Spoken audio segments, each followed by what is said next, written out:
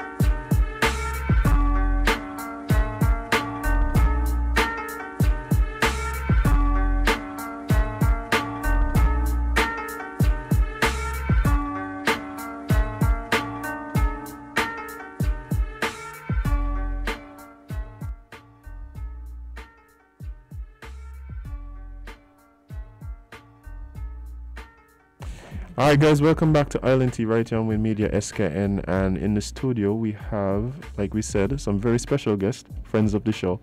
They've been here before.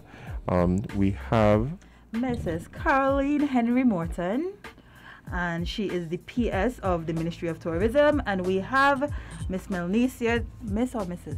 Miss. Miss? Mm-hmm. Okay. Miss Melnesia Marshall, she's the Product Development Manager for the St. Kitts Tourism Authority. Hi, good morning. Welcome. Morning, everyone. Welcome. Good morning. Good morning. And how are you ladies doing this morning? We're doing pretty, I think, good. Yeah, no, I would like to believe so. Sounds good to me. Any day above 6 feet is a good day. I'm telling you.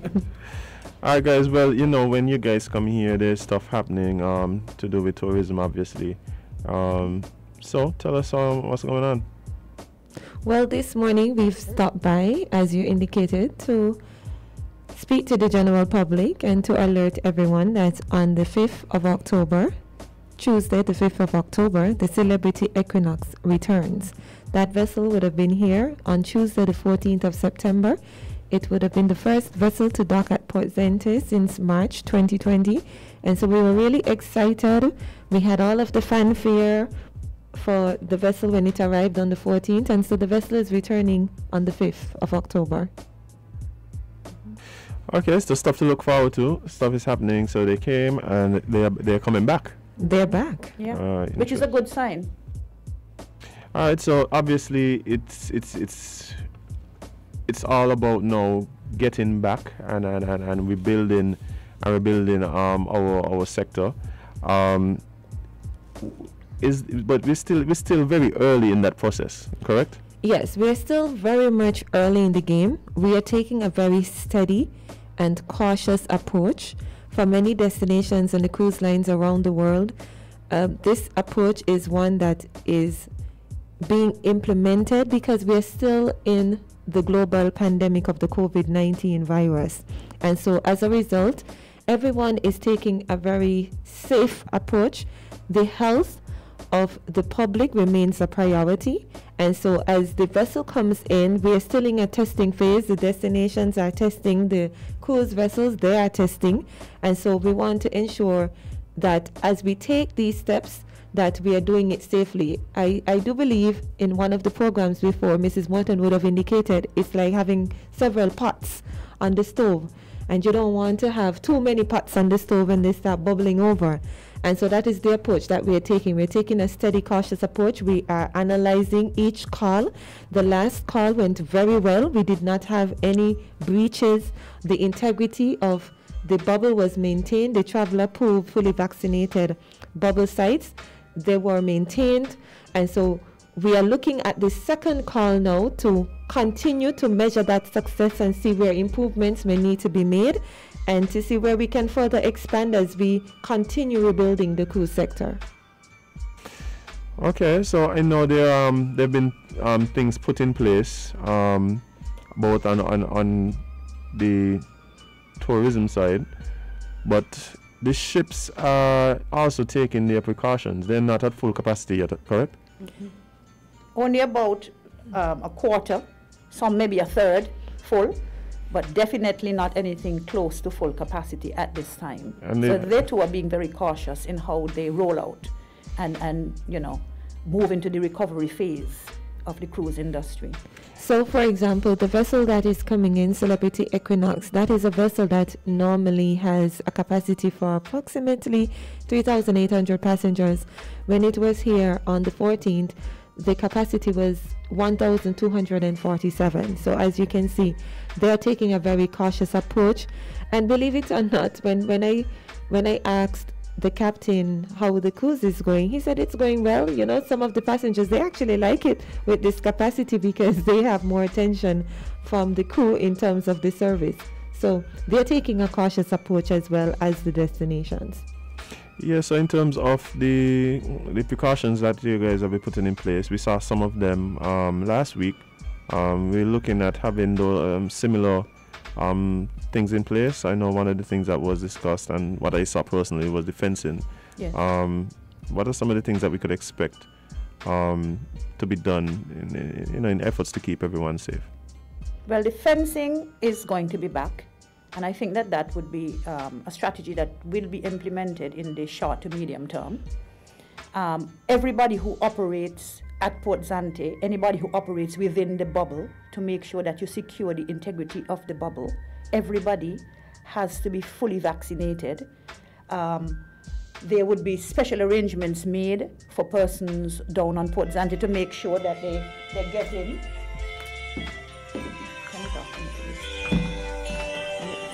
Sorry about that. No, it's okay, because we know right now you got to be the phone got to be one of the busiest phones in the nation. And I thought that I would have turned it off, to be quite honest. So I'm sorry again.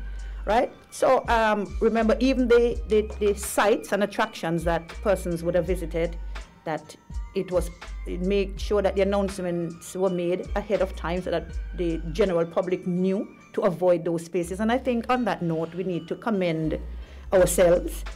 By and large, I don't know of any breaches, no complaints, no reports of anybody going into spaces where they had been asked not to go. And I think that is a very good sign for us.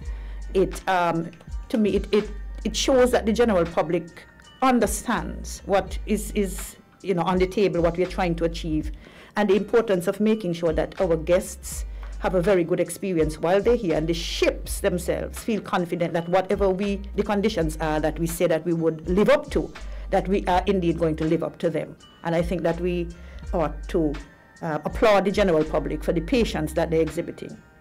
Yeah, because I know it's not only Port Zante, but also several areas and venues across the island that are close to the general public on the days when the cruise ship come. You could remind us of these areas and these venues? Carambola, Brimstone Hill, Caribel Batik, Fairview Great House, the Scenic Railway, and I think that those are... And we also have Palm Court Gardens as well. Palm Court Gardens added as well? Yes. The girl in the bathing suit can't go by. That's very good car. You can go on the 4th or the 6th. Okay. Right. Remember all of those other days, they're available to us. Jiggy. Yes. Yeah. As if you go out in your, Watch out. Right. My Speedo drying right now. For the 4th and the 6th. For the 4th and the 6th. Okay. Yes, you have lots of days that you can venture out. Yeah. But there any other restrictions that are in place to try and keep persons safe apart from the fencing and just no access? Because I know this is such a huge undertaking, and there's so many considerations in place. We're still looking at persons being vaccinated only who interact and stuff like that. Like, what are some of the other? So, safety began first with the requirements for the vessel to come in. And so we have required that all of the passengers who are above the age of 12 years old, that they are fully vaccinated, and those who may be under 12, which would be the children, that they have a negative RT-PCR test. We have also asked that if the cruise is over 7 days and think it is after the 4th day, that a second test be administered prior to their arrival to the destination. And so safety actually began not when the vessel arrives, but the preparations leading up to the vessel arriving. And so that is one of the things that are in place. And then the second part is, of course, when the vessel is actually docked here in St. Kitts, we are asking that anyone who interacts with the cruise passenger, whether it be a linesman, a pilot, or security at Port Zante, tour operators, retail operators, employees at attraction sites, anyone who interacts with a cruise visitor, that they are fully vaccinated as well. And this is for our safety. We want to ensure that we keep the public safe. That is still our priority, while we aim to strike the sensitive balance between lives and livelihood. So you mentioned like fully vaccinated, just for persons who may not be clear on exactly what that means, like that refers to persons who would have had both doses for the 2-dose vaccines and would have had the last shot up to 2 weeks? Up to 2 weeks prior. So you would have had the second shot plus 14 days after receiving the second shot, or if it's a one shot in the case of Johnson & Johnson, because we do have some of our nationals who have received the Johnson & Johnson, it would be 2 weeks after receiving that dose of the Johnson & Johnson vaccine. Okay, awesome.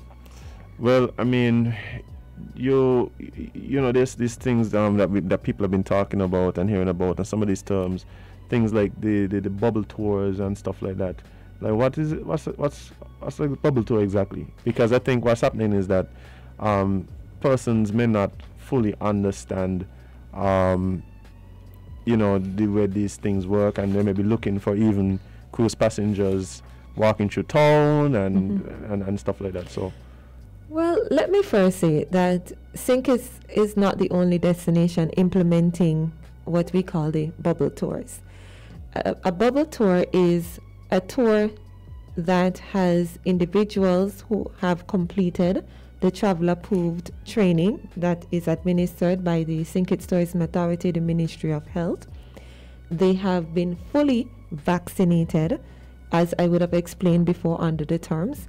And these individuals who are working in these sites, that they maintain the integrity of the site by not allowing persons who have not gone through that process to work at those sites on the days when the vessel are in, or to allow anyone from the general public to access the site. And so what is the bubble is really the cruise visitor and those fully vaccinated travel approved employees who are working at that site or in those areas. And so if the bubble is going to burst, it means that someone from the general public is going to enter to the site. And so that is why we're saying those sites are restricted on those days. Also, it's important because we do not want, if anything happens, that it becomes a contact tracing nightmare.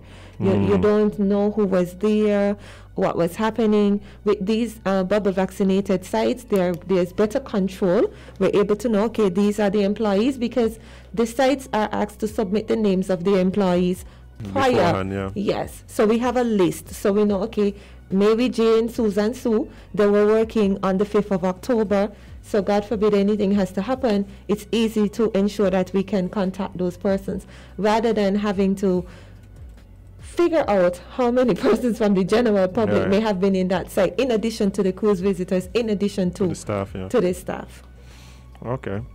And so that means we, the bubble tours and the pre-approved sites, these are where we can expect that the visitors to be congregating, and that's where they're going to be. That's the places on the island they're going to be experiencing. So we shouldn't see, like, a couple of years ago, I had to go stop and ask this tourist, Miss, were you walking up Fort Thomas Road? Right. And we're used to seeing that back in 2019 when we had 1 million passengers, 2018, and maybe walk to Bastia and we just see them wandering around.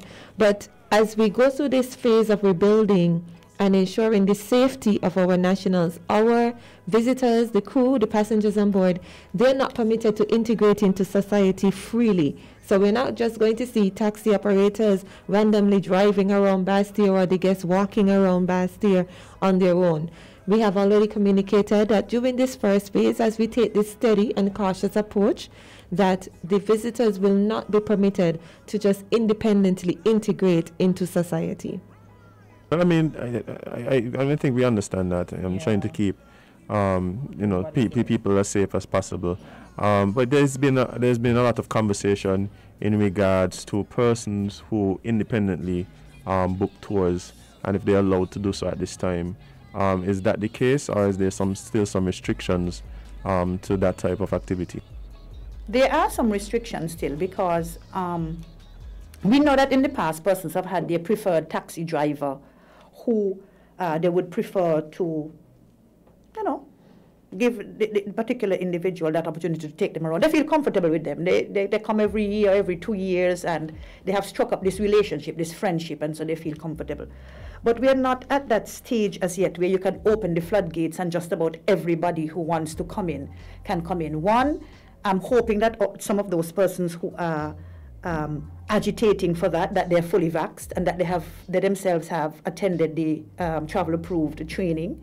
And that is something that we would look towards integrating into the bubble at some point, once we are comfortable that the stage that we are at now, that everybody is adhering, the protocols are being observed, nobody is breaching, and so on. Because from what I've been made to understand, there is another, I'm going without actually mentioning, there's another site, another attraction that is going to be added, hopefully in time for when the 5th comes, once the site is inspected and they meet all of the requirements. And so it is a gradual, very measured, very cautious type of approach to make sure that as we expand, we also keep people, our own local public and the guests as well. Across the board, everybody is as safe as we possibly can make them, and that we do not invite into the bubble anything that, because what can happen is that we can throw back the floodgates, everybody comes, and then in the next 2 months, no ships coming again, because we have a disaster on our hands. That does not make sense. Understood. Yeah, and I earlier you spoke about how the cruise ships are not at the full capacity and all of these things. How has that impacted the spend that the tourists would have been doing? Because usually when tourists come, the shops in Port Zante full, the tours are filled, and the money coming into the nation is probably way more than where it is now. So what's going on with that situation? And so that is why we're encouraging our visitors to engage in the tours that are available. In 2019 and prior to that, the BREA study of 2018, the FCCA BREA study indicated that our spend per passenger was about $135.94 US. We know that is not the case. We have had a global pandemic. We have had persons who have been laid off from their jobs. This is not just unique to St. Kitts. And so we anticipate that it's going to take a little bit of time for us to return to that level. Not just because, it's the visitor spend, but remember as well, just as well as some of us here in our own country, we have had our limitations because of the pandemic. We have not been able to earn the way that we would have been doing prior to the pandemic. And it's the same for everyone across the board. And so we expect a gradual return in terms of the spend. And so what we want to do is to ensure that as we continue this process, that we, as much as possible, increase the benefits. But that will only happen if we have success in what we're doing at this point in time. And so this gradual approach, the steady approach, is needed to ensure that we can safely build. It's like if you're trying to build with your Lego blocks, and you just kind of throw them on top of each other. There's no method to the madness. Eventually it's going to fall. We don't want that. So we want to ensure that as we put the building blocks in place, that there's a firm foundation for us to move forward. What you don't want as well, and I like my analogies. I taught literature, I can't help. What you don't want is that you basically kill the proverbial goose that is laying the golden egg, because you feel that all of the eggs are in there and you want them now. Right. You understand what I mean? You have to give the bird a chance to make fresh eggs and gradually come along. You understand what I mean? It doesn't make any sense to want all of it all at once, and then something goes wrong, and then you lose all of it all at once. Right. Gradual, steady, making sure that with each ship that comes. We go back to the drawing board, we assess, were there any breaches, no matter how small. Maybe they weren't big enough to create a whole catastrophe, but we could have tightened up in this area. We try to make sure that we do that as best as we can and so on. And so it's slow and steady. Painful at times, yes, but we feel that that is the way to go. If you want it to be sustainable, if you want it to last, you want to make sure that you preserve people's health. You want to make sure that the ship comes back. You don't want that they call you and say, listen, you all did not live up to the conditions, that we had settled on, because we went to X place, and when we got there, a whole set of locals were down there. We don't even know if they're vaccinated. We don't know who went to the travel. You understand what I mean? It's a bargain that you would have struck, and everybody has to maintain their end of the bargain as best as you can.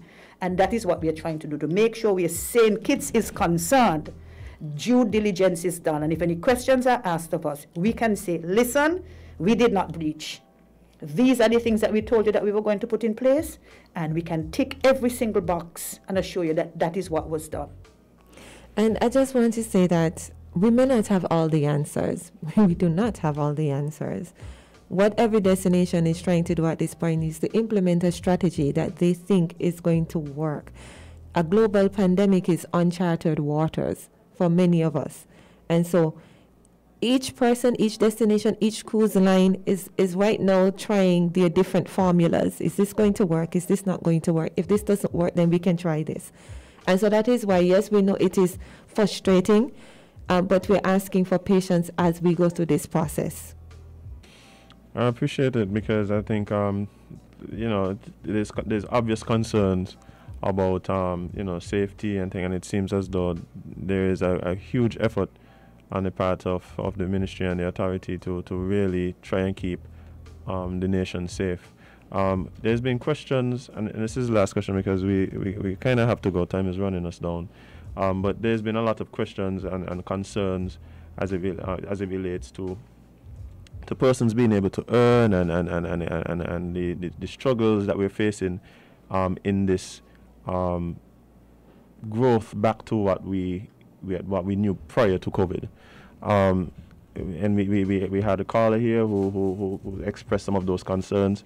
Is there a way, and we know you've been doing a lot of consultation with the stakeholders, but is there a way or something in place where people can reach out with these concerns directly to you to try and get some answers, try and figure out, or even clarify some of the questions that they may have about the situations or the struggles that they may be facing?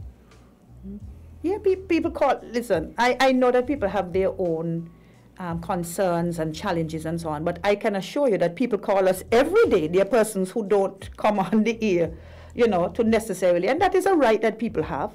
But just as you saw my phone ringing, that happens a lot every day. And the explanations that we are giving to people here, they don't change the same explanations that we are adding. And to empathize and to ask them to hold, keep the faith, hold the fort and everything and so on, and that we are doing the best that we can. We too are frustrated. What I want people to understand, every ship that comes to St. Kitts is a ship that could have gone somewhere else. Out there, the market is tense and it is competitive. So we should celebrate the ships when they come.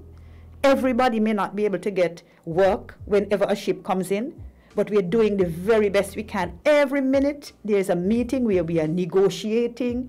We are going back to the drawing board. We are trying to see what ships we can entice to come to St. Kitts.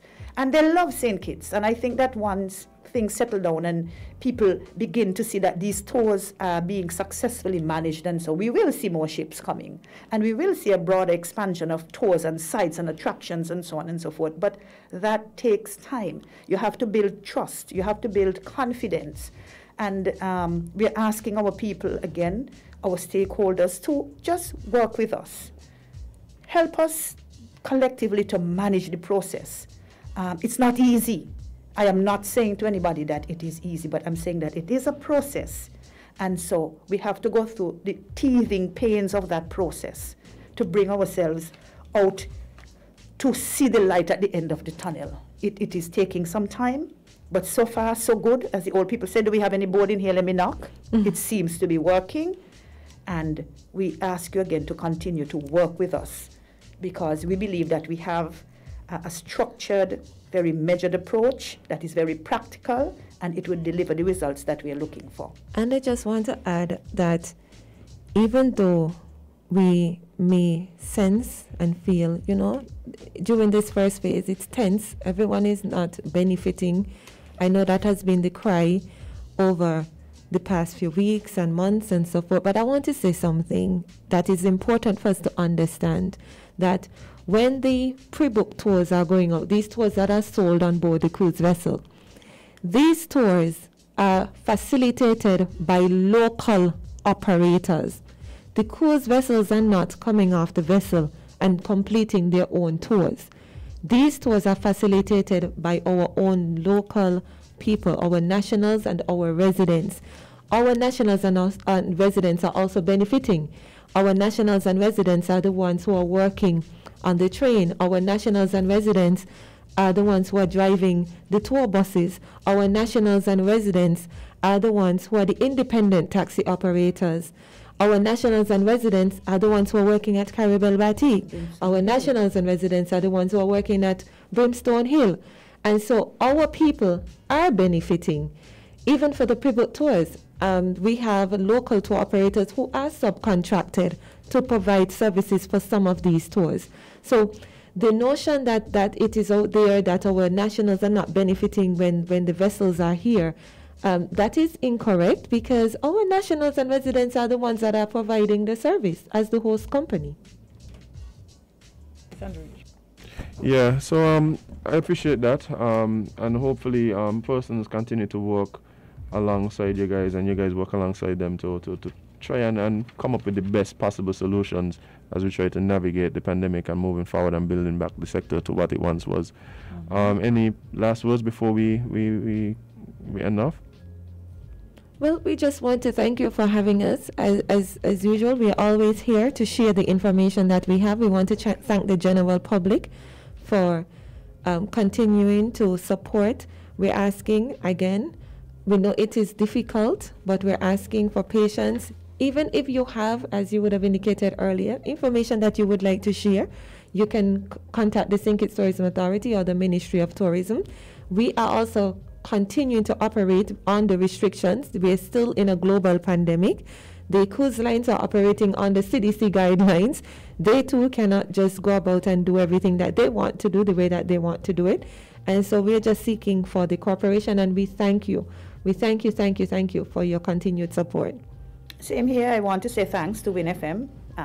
We deeply appreciate your open door policy. I don't think we have ever called to, appear on your program and you have said no. And by the same token, if we are invited, we always try to carve that space into our schedule to be able to come to speak to the general public.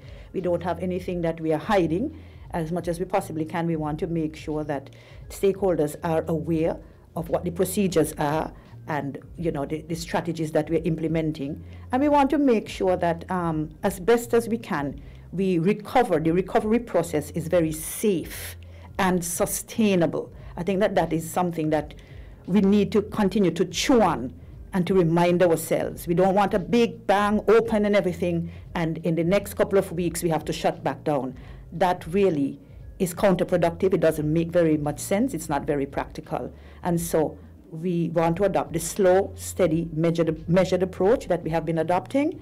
And we, like Melissa said, we say thank you to all those persons who have been adhering, and we look forward to better days. We are very optimistic that better days, brighter days, more progressive days in tourism are ahead of us.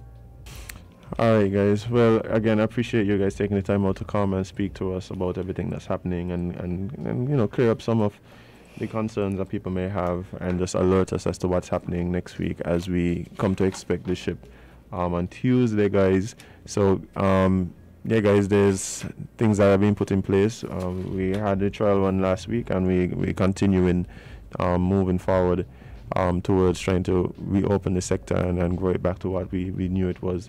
Yeah. And think it's the amazing destination that we know it is. And we're looking forward to more conversations with the Tourism Authority when it comes to these things, the concerns of anybody, the entrepreneurs, the people who are in this industry. Open and honest discussions are things that people need, and we appreciate you guys coming and doing that with us. So Thank you. Thank you very much. Yes, anytime you need to come back or we need you, as you said, you're Yes. available. So, but guys, it's time to go home. Azem. One time. Yes. Actually, it's Friday, you know, people. It's Friday. So you know what I mean? Not that thing. Stay safe. Stay safe. Yes, because you are with the boy. Rest up. Hey, all the people on the live, big up yourself. Every week y'all here with us, daily y'all with us, and we big up the live and the live gone. So yeah. Yeah, you know, well, That's how we stay. that's a sign to go home. That's a sign to go home. But yeah, guys, really appreciate you logging on and being part of the show. Share the live, share it with your friends, tell a friend about it. All the people who log on the listen to us on the radio, appreciate it so much. The show would be nothing without you guys, and really, really do appreciate you guys coming and being a part of what it is we do here every Monday to Friday, Yes. 8 a.m. to 10 a.m. And guys, before we go, stay tuned to Sandra's show. It will be next. I know she's probably cussing us because we dug into her time a little bit. Your view. But we love her. So, you know, guys, stay here, stay tuned. I think We have Sandra more loves for too. you. Yeah, I think so, man. I think so. Okay. Yeah. She ain't bad in the studio and cuss us, so yeah. She love us. But yeah, guys, remember, you can't be everybody cup of tea because you is not a mug.